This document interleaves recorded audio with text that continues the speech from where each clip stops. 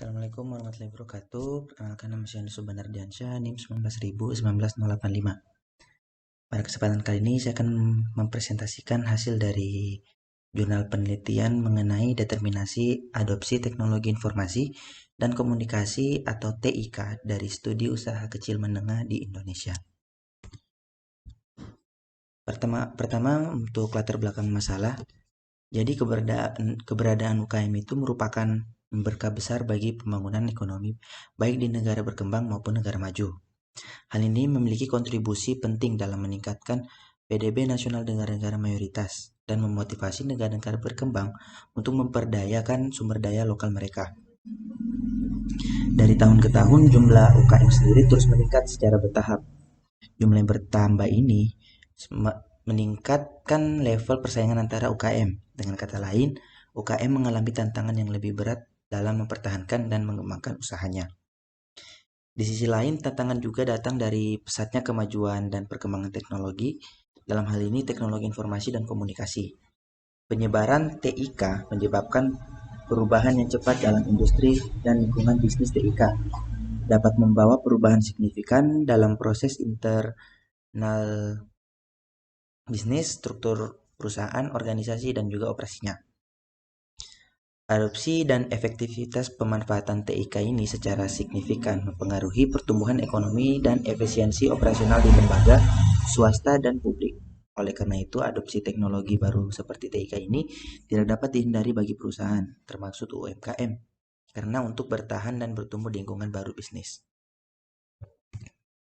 Dari latar belakang yang sudah saya jelaskan tadi, didapatkan rumusan masalah dan juga tujuan penelitian, di mana rumusan masalah ini yaitu bagaimana hubungan antara variabel adopsi teknologi informasi dan komunikasi dalam kerangka TOE atau Technology Organization Environment.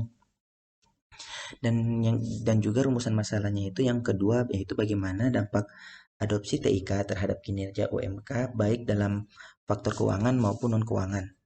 Sedangkan tujuan dari penelitian ini yaitu mengetahui hubungan antara variabel adopsi teknologi informasi dan komunikasi dalam kerangka TOE atau TOE, dan juga untuk mengetahui dampak adopsi TIK terhadap kinerja UKM baik dalam faktor keuangan maupun non-keuangan.